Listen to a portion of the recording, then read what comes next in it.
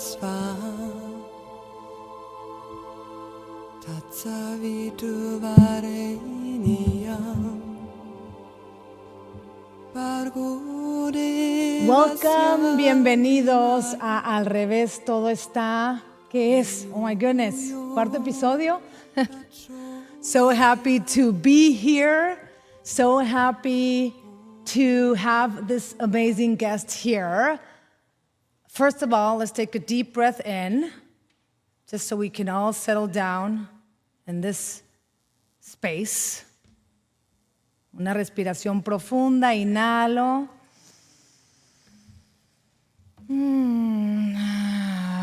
Y exhalo. Okay, let's bring in David. No hay que esperarnos. David, welcome, David. Hello, thank you for having me. Very excited to have you here. Thank you, David. Thank you for your precious time. David wrote the map, which is amazing. I posted it. Yay! Beautiful. Yay! Beautiful. Yay! Es un manual. It's a life manual, right? So it's an atajo, we say in Spanish, a shortcut. So you need to I like read. that, a shortcut, yeah. It is, because then we do all this spiritual bubble gum that you talk about. We go, Yeah, that maybe we need. Yeah. It's a nice operating manual. Exactly. I felt it like when I studied the universal laws. It's like, oh my God, this is the manual for this game we're in. Like when you do the Mario Brothers on Nintendo, and you get like the manual, and you go, oh my God, yeah, it's through here and this and that. That's what I felt with your book, which was amazing, beautiful. So, David, what I would love to talk about today, first of all, which we haven't talked about before in Al Revés Todo Está, which means everything is backwards, is the inner child. What is the inner child, and why the importance of doing the inner child work? Okay. I shall start with a statement from a very famous man who said only the children will enter the kingdom. And then he also said the kingdom is within. So those are the clues. Once upon a time, every single human was a little child, a baby, and they were mostly, all of us, in love, in joy. We had no neurosis, no insecurity. We were full, worthy, loved, enough, safe. And since we were a baby, due to the circumstances of our individual family background, we interpret our parents and our family and life and create what they label as wounds, traumas, samskaras, karma, and we start to believe certain things about ourselves. I'm unworthy, I'm no good, I'm bad, I'm wrong, I'm stupid, nobody loves me, I'm not safe. And now my baby in the kingdom is now a child and an adult in their own hell. So, in me, in every adult, is this constructed child that's still carrying all of those beliefs about themselves, and they play out. Your whole life is those beliefs, those perceptions, those understandings, those patterns, those programmings, those indoctrinations, all playing out in how we think, how we feel, how we perceive, how we believe. And life keeps showing us this back, and we think it's life that is the problem. So what does life keep showing us this back mean? Because you talk about the mirrors, and I want to get to that. when this is unresolved, because look, David, there's so many people that say, why would I want to go back? There's no sense in going through the pain again and navigating, you know? Why can't we not do that work? And what are these mirrors? All right. Let's just say I grew up and when I was a child, I wasn't academic. So I was screamed at by my parents, ridiculed by my brothers, ridiculed by other people at school, and shouted at by teachers. So now this little boy felt stupid and wrong and bad. So I can do one of a few things with that. I can carry that unworthiness, end up, as I did, getting expelled, taking drugs. I could end up on the street and committing suicide, all because I had a belief from my childhood. Or I can then do something the opposite. I go into an overcompensation where I become an A student and a great. I go into college and I get a degree, and then I get into business and I form a business and I get millions of dollars and I got a big office and I got a wife and a yacht. And I'm taking prescription pills, I'm seeing a shrink, I'm cheating on my wife, I'm doing cocaine, and I'm still feeling stupid, bad, wrong, unworthy. So, why would I want to do this work? Maybe I could be rich and be happy. Because we keep overcompensating for the lack within us, and the lack within us is the childhood stuff. So the point is to have a beautiful material world, to have a beautiful family, or to have a beautiful wife or husband, and not have all of that pain from your childhood triggered, which is what all the problems are in our life is showing us what is stuck inside us. So I wasn't an academic and I felt stupid. So in my life, if someone would say something I didn't understand, I would feel a certain pain without realizing it. And then I would get snappy, react, defensive, and attack. Who are you calling stupid? I know what I'm talking about. That's now me protecting my stupid, which is stuck in me, and being passive aggressive, attacking, but I'm not doing anything about it. And I will also make sure and sabotage my life to make sure that I feel stupid because I believe that I'm stupid. Yes. So what I'm trying to express is my stupid will rule my life, and I will not achieve any more than the parameters that I believe I'm deserving in, or I'll overcompensate and still be left with the same feeling inside me. Holy moly. Okay. Okay, peopolios. So everything that is not resolved, everything that is here in the subconscious, unconscious, is going to simply project outside, right? Okay. So we need to understand the mirroring, because when stuff triggers us, I just feel it's so God sent with when someone or something triggers us. We need to always understand that it's an opportunity to take layers off, to getting closer to the child who enters the kingdom. So, Right? firstly, nobody triggers us. It seems like they trigger us, but they are mirroring in the most incredible orchestration what is inside us. Yes. The ammunition is our childhood. The trigger is pulled within us. Yes. Now, that ammunition is what we want to unload so that we can work on it, resolve it, dissolve it, so that anybody says or does anything, it's okay.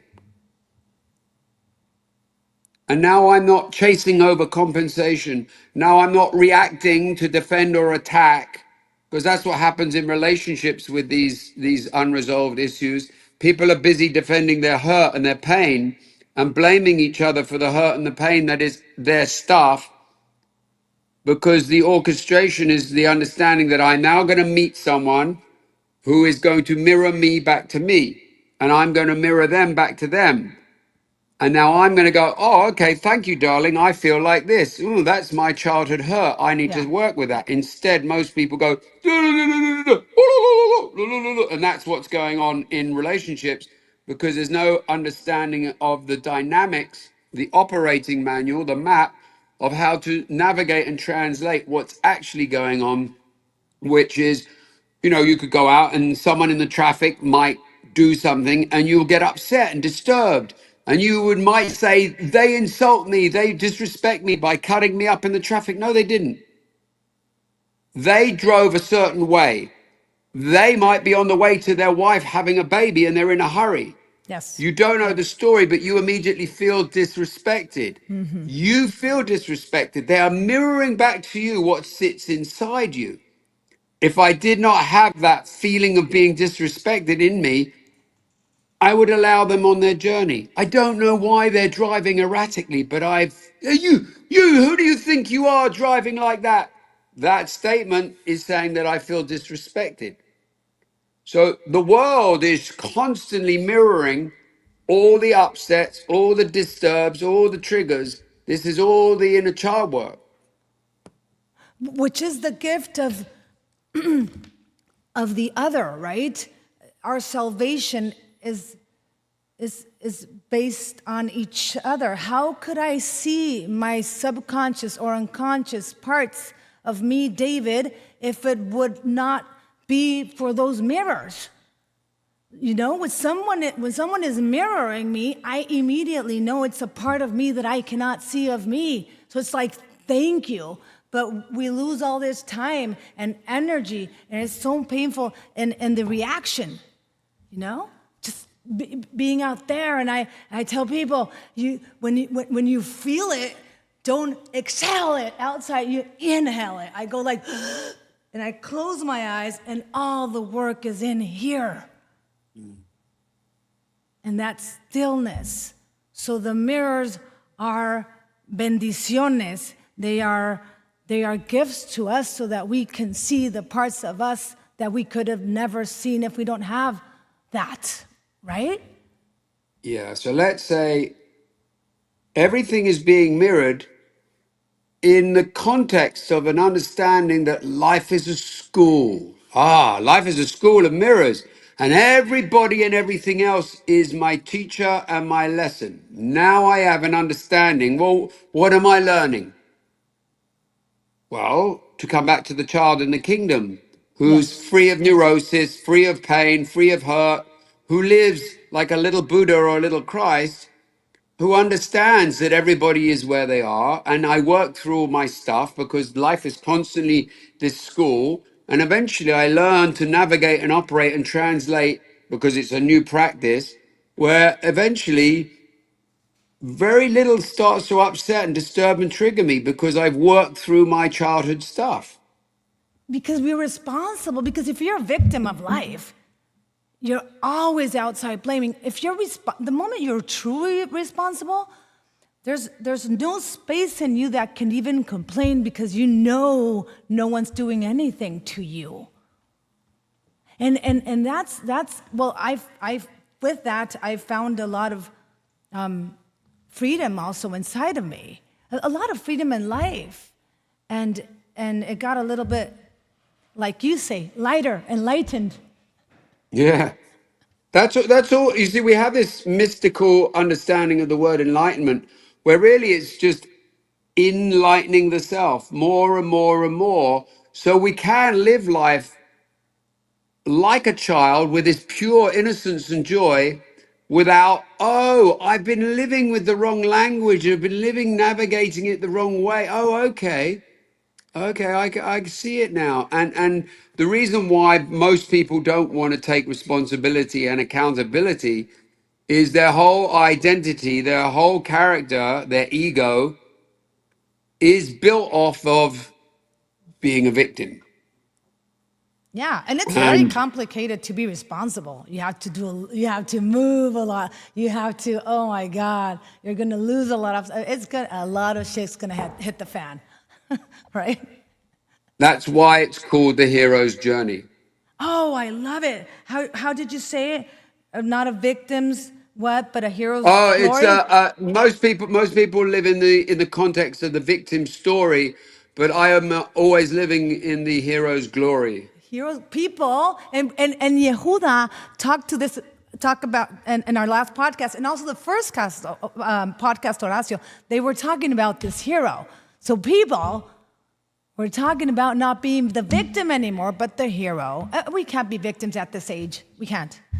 So I get to rescue my victim. I get to save myself from my suffering and liberate myself to what you said. I now free myself because it's only me who is reacting the same actions, the reactions, the same hurt, the same pain. There's nothing new happening in here. Yeah. So if I get to come to the awareness, and that's half of the work is becoming aware of this work, then I have to be the victim in each moment to start to literally dissolve who I was. And my ego doesn't want to do that and become anew. Everything. So I was just standing in the kitchen and something came up. And it was whatever the feeling was, maybe a mild tension or a mild anxiety. And I sit with it and I go, it's okay. It's okay. It's okay. Like a Let's go. parent, like a dad, like a parent, like a dad. I got you. It's okay. And Oh, then it dissolves. It dissolves. like a parent. He's talking to himself like a loving parent. What we maybe didn't get, or some of us did or didn't, but you talk to yourself like a To, loving to, parent. What? to, the, to the point that whenever I feel insecure, whenever I feel like I'm going to belittle myself, berate myself, judge myself, criticize myself, if I get anxious, frustrated, there are all these opportunities. This isn't just being mirrored back from the outside. Stuff comes up which we're unaware of that we've been playing this program, this loop. And so when it comes up, I can just go, hey, what's up, little David? What are you feeling? Nobody loves me. I'm here. It's okay. It's an old story. It's Yeah. okay. Holy moly. Oh It's my okay. goodness. Yeah, even And if you I'll do the cry. work. I'll cry when I do that because that's the Oh, scared. I have my childhood and I had a lot of fear. It's still oh. stuck in me. So when that wants to play up, hey, and every time I dissolve a little bit more, a little bit more. Oh my goodness, yes. Because even, David, if you do the work, oh my God, it's been a journey with my dad, and it's been a beautiful journey, and I wouldn't change it for anything. But even doing the work and falling to my knees in unconditional love after I allowed myself to see the truth for what it was, and it's been a journey of many, many years. He was recently in the hospital, and I sat there in that room couple of days ago, and everything was coming up again. Like my whole entire body, which was what was being said, what I was smelling, all the hospitals and all my lives and everything that happened in those scenes, everything was like my whole entire body started to feel like just by association, you know? So even if I've done the work, I was just aware of what I was feeling, and I needed to step out of the room because I felt I was getting sick in my body just by, even if I was breathing it out. But it's there, and I said, I was talking to myself, and even my older daughter, she called me, she's like, calm her down. Tell her nothing's going to happen to her anymore. So I was like, even if I was so aware and I've done a lot of work, I mean, it's never ending, but I could feel my entire body. And I said, okay, this is also a part of me. And I also love this part of me. And maybe it's going to happen forever or every time I'm in front of my dad. And it's okay, you know? Also, the integration of the parts that are probably going to be there with us forever. And it's incredible what you said. And those two words, it's okay. virtually much of our neurosis and insecurity and worry, especially worry, is we think it's not going to be okay.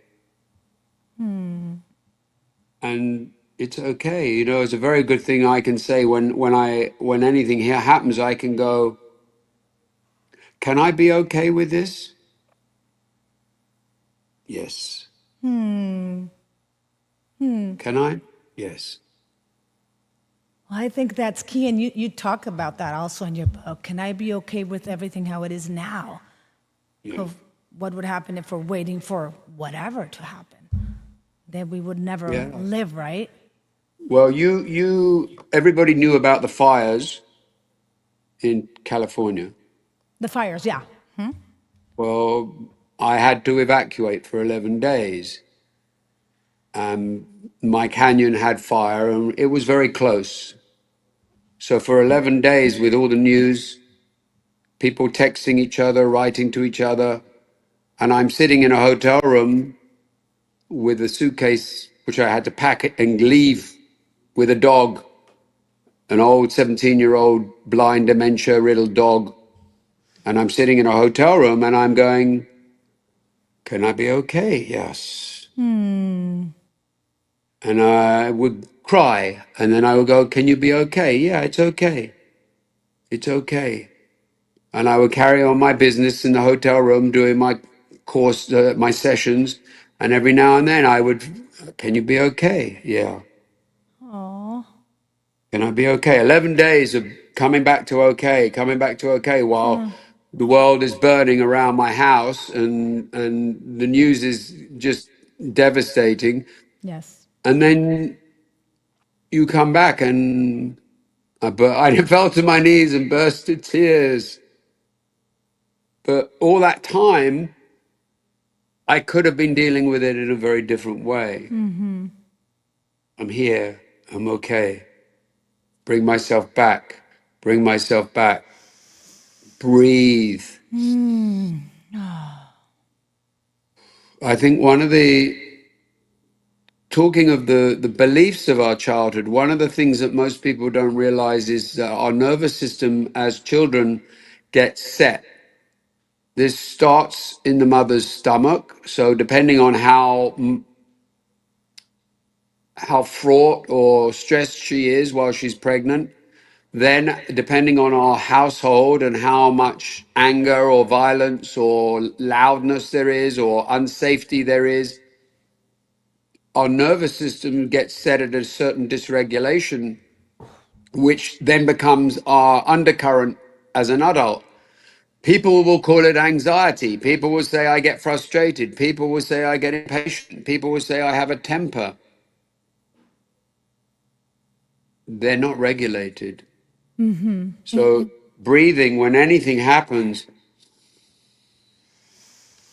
and when things aren't happening, breathe.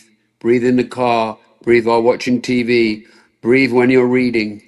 Slow it down, long, deep breaths. Make this the best, freest habit you could do. And then when things happen, you start at a regulated place and not a dysregulated place. The breath. Respirar, which in Spanish is reconnecting to spirit. Respirar. Yes. Yeah. And it's so easy also, David, to fall or to hide behind being the victim of the narrative, right? I have this friend, she recently told me that she's adopted. So all her life, she was the daughter of a mother that didn't want her, that gave her away. So everything in her life happened a partir de ahí, from that point out, right? The person that should have loved me the most in life didn't love me, she gave me away. She's about 50, I think. Recently, she found out her mother was devastated and she loved her dearly. And it was horribly painful for her to have to give her away. So she's like, holy shoot. So what am I now if I am not that? If I'm not the adopted, if I'm not the person the mother gave away, what the hell am I now? It's so easy to fall in that trap. And I also was also hiding always behind everything, my father, until the point, which you also talk about, which is beautiful. When you start hearing stories, when I started my journey and I started to hear all these stories of women, especially, I said, oh my God, I'm not special. I thought I was chosen for suffering for an important mission.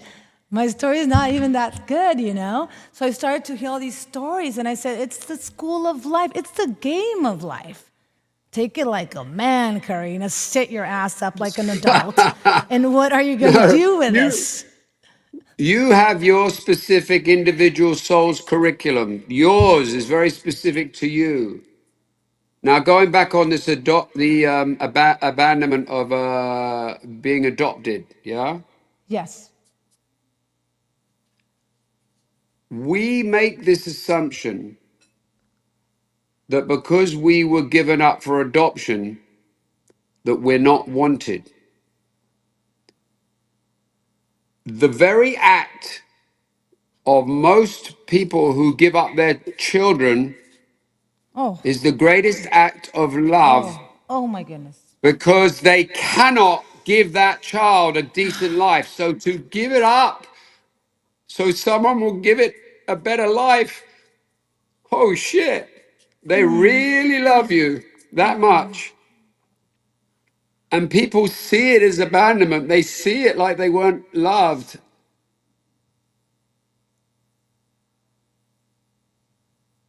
The change of perception. And it's understandable because the baby, or the child, when they hear that story, they think abandoned, adopted, no one wanted me, because they don't hear the actuality of the fact that I have this with people who said, my dad, I had a session and the guy goes, what do you have against your dad? Well, he just left. He was an alcoholic and he just left. So you resent your father. Well, maybe he thought it'd be best that he left because he was good for nothing and he couldn't control his temper and he didn't want to hurt you and he didn't want to subject you to that. So the only thing he could do to love you was to leave you. And this person went, oh my God. Oh my God, I never saw it like that. As we see it from the victim and then we hold on to that victim. Yes. So what would you tell as an exercise, a very simple exercise, what would you tell our audience to do to be able to flip that from being victim of our lives and our story or narrative to that change of perception where you understand that everything is conspiring for you and happening for a loving reason? On a very simple level, the narrative is not where we are. A narrative is something we are holding on to. They call, we make believe. We are believing that we are abandoned. We are believing that no one loved us. Well, that's a story. How's the feeling? That's the feeling of the little child that doesn't feel loved. So you're dealing with the feelings, and the feelings are the healings. I'm living here and now with this feeling. So the feeling comes up and I feel sad. Hey, what's up, little one? I feel sad. I feel like no one loves me. I love you. I'm here. I love you. I got you. And you'll cry. But you have to be there for that abandonment, which is a feeling now of sadness, of that no one loves you, that you've been playing that tune your whole life in a loop, repeating it, repeating it, repeating it. So how do I stop the loop? I bring the love to the unloved parts of myself. And it's feeling. The story is not what it's about. The story doesn't exist anymore, but in your head. But the feeling is what you don't want to be with. And it's the feeling that then goes into the story. And the story is the unconscious, subconscious. Now I'm in the victim story. But what's the feeling? Oh, well, ask the little child what the feeling is. Nobody loves me. I feel sad. I feel lonely. I feel, okay, the feeling is. And why, if we do have an abandonment wound of feeling unloved, we will again sabotage life and make sure that we feel lonely, that we feel unloved, to make sure that that belief is true, because we feel so unloved that we create from that projection. Oh. And sitting with it, they were asking me not the last episode, the one before you, the one before that, I'm sorry. They were asking me, what does sitting with it mean? And for me, David, when I implode, right? When I feel I want to react, it's like I have my place in my room, I have my mat, I have my altar, and it's like closed doors, boom, I'm going to go inside. I, at this point in time, don't even judge what I'm feeling. I just go into the soul language, which is the emotion, the feeling. And I sit with it, and this lady called Discomfort comes in. She's a beautiful lady. And I let her do her operation. I let her take whatever needs to come out. I literally feel she comes in. I'm like, come in, lady. Her name is Discomfort. It's very uncomfortable. And I feel it's like that emotion, that it's something like something energetically is coming out, and this loving lady is peeling those layers. Yeah, like you say, there's nothing to do. We need to undo so that we can get to that child from the kingdom. So I think we're in a so fast-paced life that it's so difficult for us to stop and go and just sit with that. It drives us crazy. And there's nothing I feel, David, we need to master more than learning to sit with ourselves, because everything outside is going to be like it is within. You said a Wayne Dyer quote. What is your Wayne Dyer quote? Which I love Wayne Dyer. The one that, When we change the way we see things, the things we see will change. yes. And sitting with it is impossible to do when we are soothing the pain. And we have thousands of ways to not sit in it. Tell us about soothing And the pain. there, Give us the examples. Tell us about that. Soothing. social media, porn, TV, sugar, alcohol, weed, anything we can get stimulated from or sedated from or distracted, we reach because of discomfort. We don't want to sit in the unease, the restless dis-ease, the discomfort, the pain, and the hurt. We'll swipe left and right and find Mr. or Mrs. Right, trying to get a date, trying to find someone to love the unloved parts. Well, unfortunately, when we're looking for someone to soothe the unloved parts, we will meet the mirror who will mirror back to us the pain, and then we blame them. Because we never sat in that pain, we use someone else to soothe the pain. The same as the man who goes out and gets A grades and gets a degree and becomes a CEO and gets all the yacht and the money. He's sitting in his office still with all the pain because he never sat in it. He went to soothe it with exterior validation. Even with retreats, with whatever outside. You could do 1,000 retreats. You could do 1,000 whatevers, you know? But that's Yeah, the greatest plant outcomes. medicine, retreats. You know, it's like going to yoga. You get back in your car from yoga, and then again, something happens or there's a traffic jam, and you've got to go somewhere else. And now you start getting into a frustrated temper and you get all neurotic. Well, how much use was your yoga? Yeah. And the yoga now becomes a distraction. The yoga becomes, as I call, spiritual bubblegum. I'll do the classes, I'll do the courses, I'll read the book, I'll do this. Now I'm constantly distracted, thinking I'm spiritual, thinking I'm getting enlightened.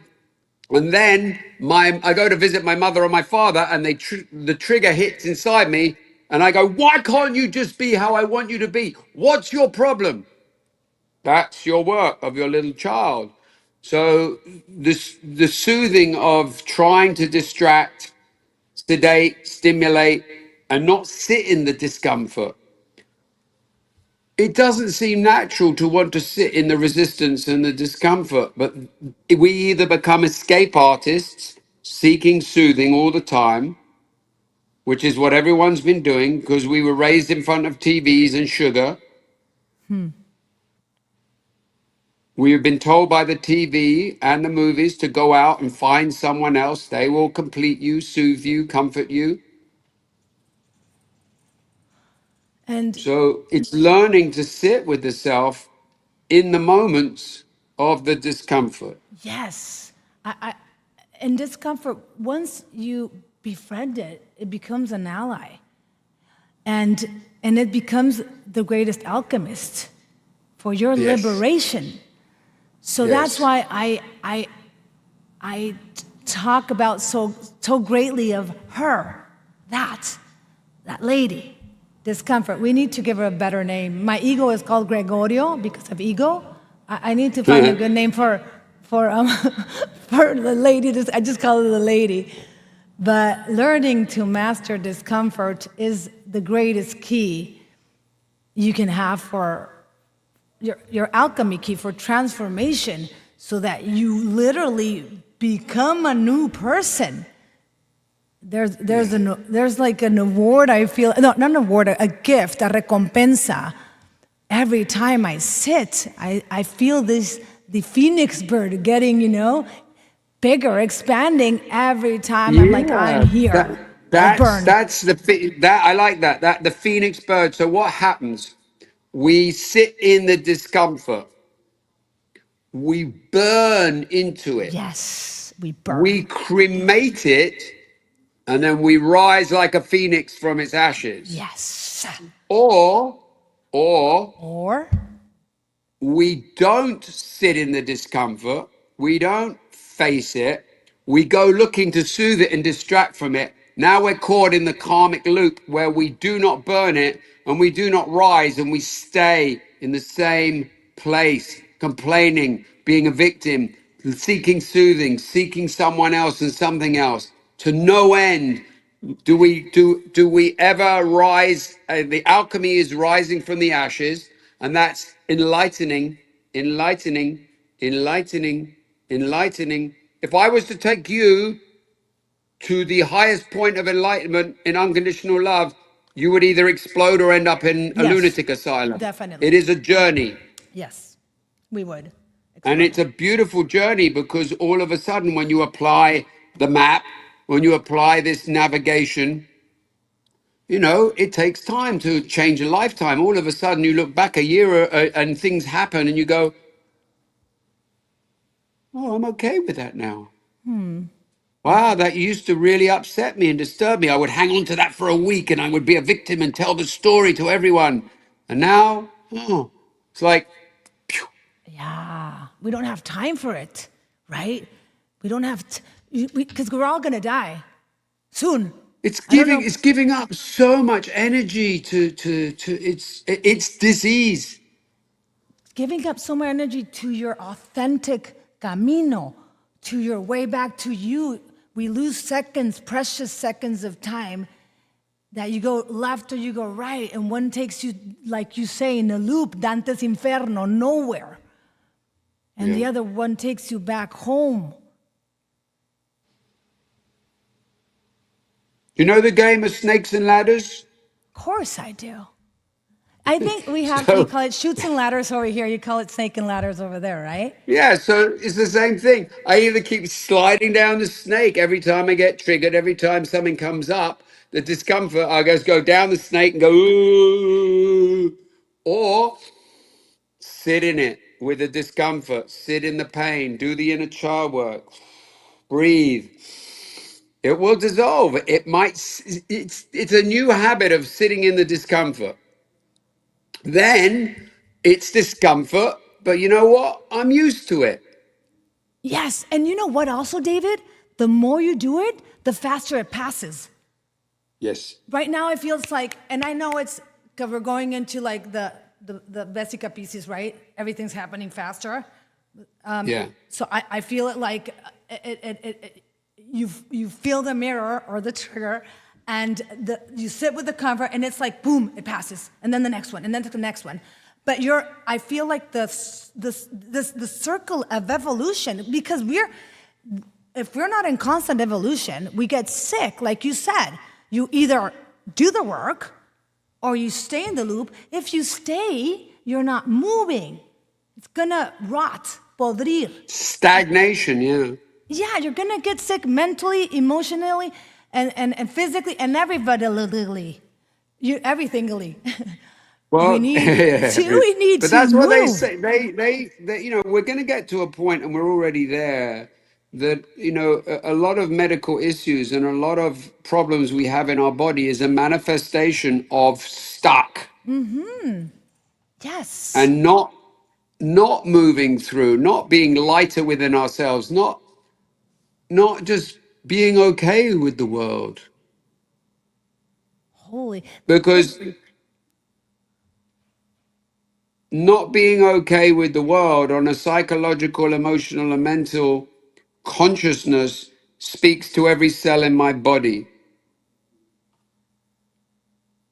I'm connected to my consciousness, and therefore, a manifestation of some mental, emotional stuff. This is being proved. Louise Hayes proved this years ago. So everything will manifest to a certain degree in our body if we do not attend to it. And eventually the body shouts and screams. Yes. And we call that a diagnosis from a doctor. Yes. Yes. And people are looking for cures outside. The greatest shaman in I don't know where, and the greatest acupuncture doctor in I don't know where. And it's going back to what you say, the regulating the nervous system Yeah. and going back in the subconscious, because if not, you're projecting life from there, and everything is going to be freaking scary. And you're going to be alterado, and there's going to be inflammation, and you're going to be sick in the thoughts, sick in the feelings, sick in the body. That's why this work is so important, the inner work, the inner child. Yeah, we're walking around like sad, unhappy, wounded, traumatized little children in adults building adult buildings, Body, adult yeah. bodies. And we could actually be an adult walking around with a liberated child inside, free.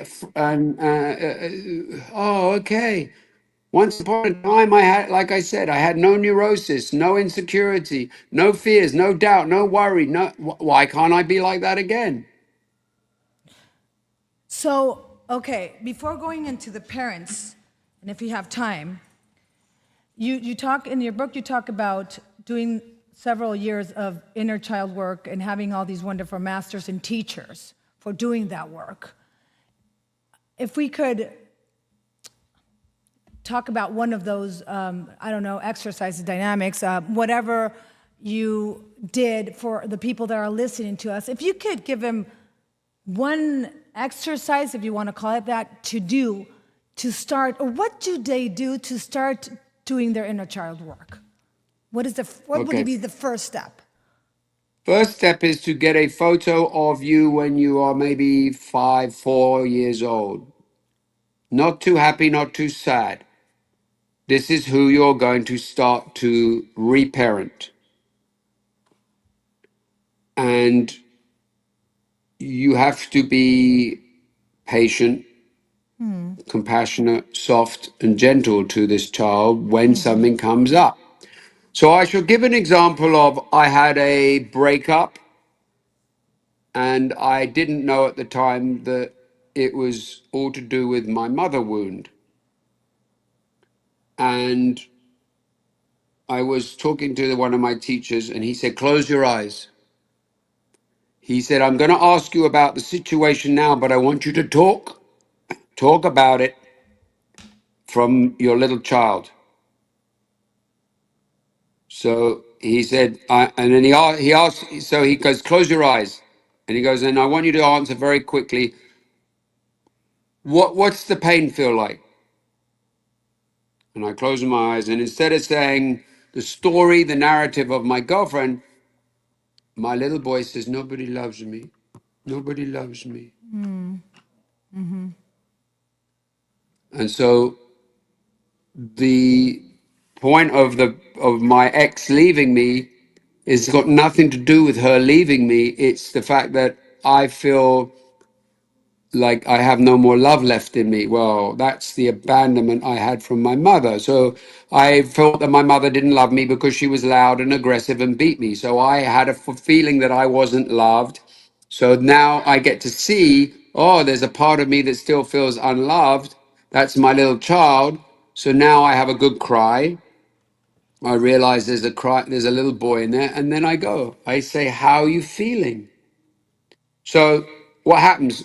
That was what the teacher did. So now what I do is, if something comes up and I feel sad or I feel lonely or I feel insecure, I say, "Hey, how are you feeling?" Always ask the little child, "How are you feeling?" Don't tell the child, "Oh, it's okay, you're great, you're wonderful."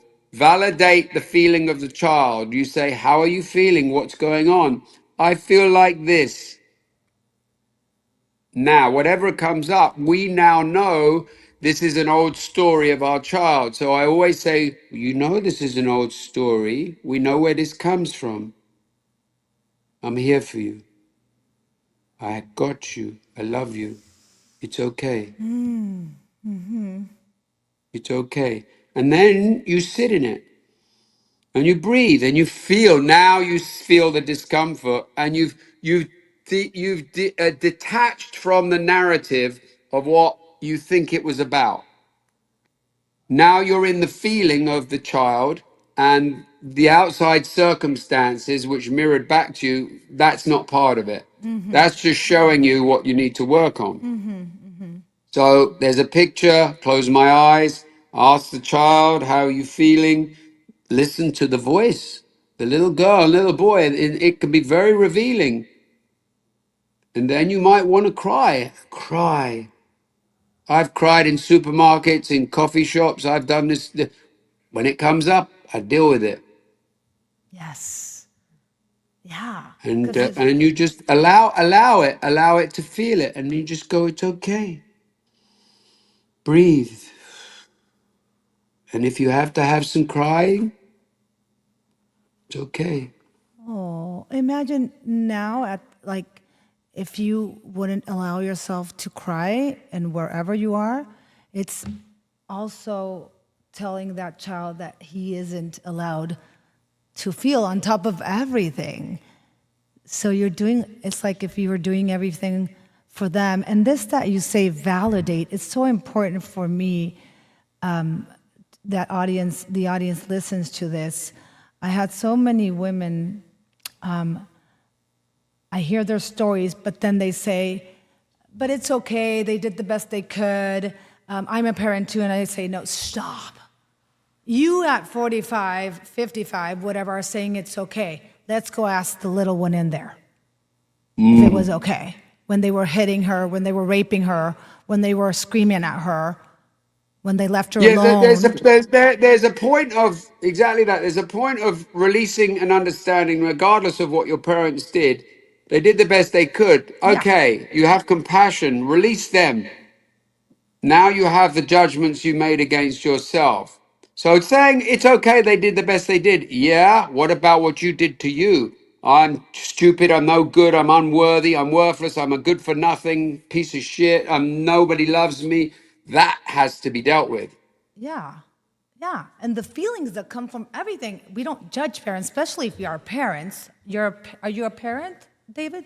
Okay, especially when you're Just of this child, that child and the dog. What is your dog's name? Monkey. Monkey. Hello. And Monkey is very special needs. He's, like I said, he's blind, he's deaf, he has dementia, he's 17. And to the very point, I'll say this now, that while I was sitting here, he wanted to go out and I couldn't because we're here, and he did his business just now. Oh my And God, I'm gonna it's have to okay. And come it's clean up. okay. It's okay. You see, it's okay. Everything's okay. And Yeah. he never gets a raised voice. He never gets a raised voice. It's Oh. always okay. It's okay. Because he knew he wanted to go out, but I didn't attend to him. And he did it and he looked a little sad, but he doesn't, it's okay. But this is He beautiful get because what you're doing to Monkey and what I try to do with my daughters, everything I know I'm giving to my inner child through them. So it's a beautiful opportunity from love, from life, from God, however you want to call it, of giving yourself anything you didn't get, and it's the most beautiful thing that can happen. Every hug I give my daughters, I just try my best to be the best parent that I would have wished I could have, and of course my parents did the best. And then you understand their story. There's a saying in Spanish that goes, "El conocimiento elimina sufrimiento," which means that knowledge or the understanding eliminates suffering, because you understand their story and you're like, oh my God, how could they manage? How can my mom even do what she did with us? You know, she's amazing and my dad's amazing. And yeah. yeah. I work with people every day, and one of the main parts of my work, and it's very different because I only deal with people's childhood. I don't deal with the majority of what's going on now. I basically go through a specific journey with everyone, and part of that journey is every time is number one. I start before we even talk. What's your parents' name? What's your mother's name and your father's name? Then I leave that, and now we go through a journey which is very specific. Then I will ask them at the end of that journey, do you hold anything against your parents? Any resentment, any anger? And they'll go, inevitably, yes, there's always something. So then I go, okay. And now I know their parents' name. I said, do you know about Jill? Do you know about her childhood? Tell me about her childhood. Now they tell me. Now, through my listening, did you have money? Oh, okay. How many siblings? 6 siblings. Your mother had 6 siblings and they didn't have money. Wow. And oh, your father was an alcoholic, and your grandfather was okay. So now I take them through this journey, and then by the end of it, I say, do you still hold anything against your mum? No. And even some of the most devastating stories, when they really get to live their parents' background, when you really pull the right questioning, some of the hardest people, who some have had some serious sexual abuse, they can still find compassion and forgiveness, because nobody does anything to anyone unless it's been done to them, and then some even worse. So before we end, I just want to read this, which is so beautiful, and you take us from there, talking about our parents. The greatest gift of your life is your parents' dysfunction.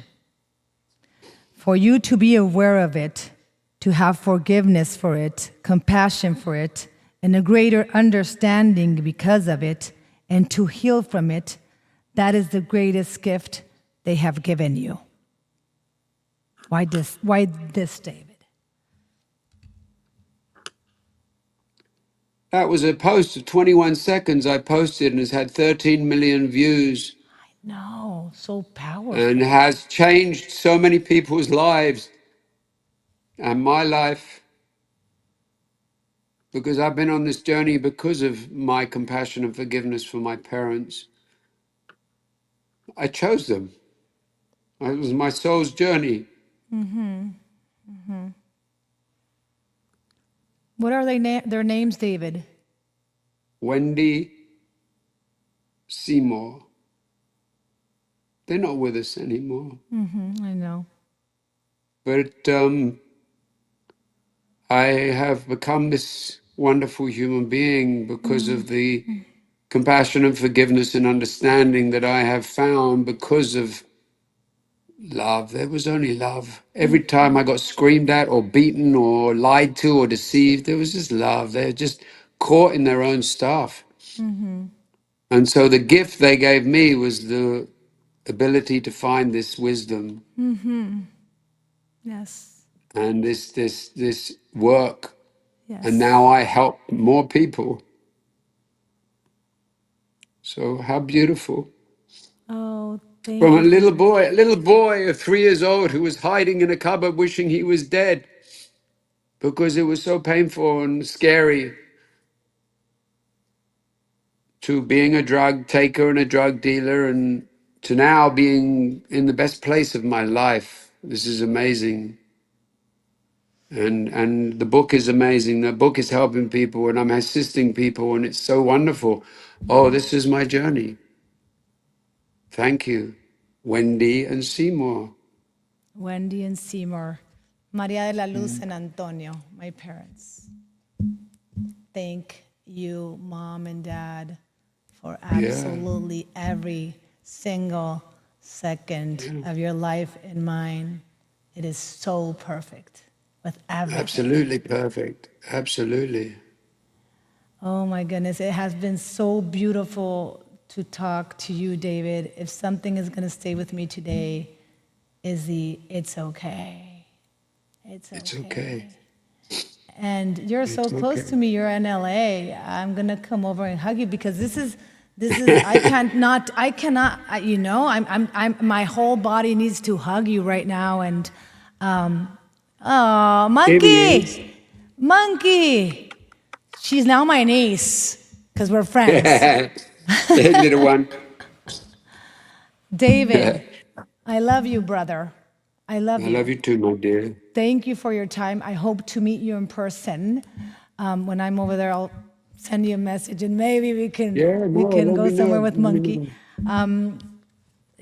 Here's David's book. Follow him on Instagram, David Dayan Fisher.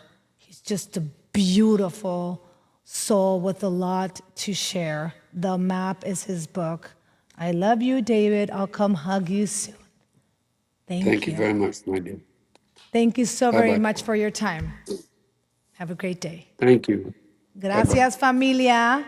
Solo sé que no sé nada. Los amo. Qué hermosa plática. Me voy con el corazón que explota. Gracias.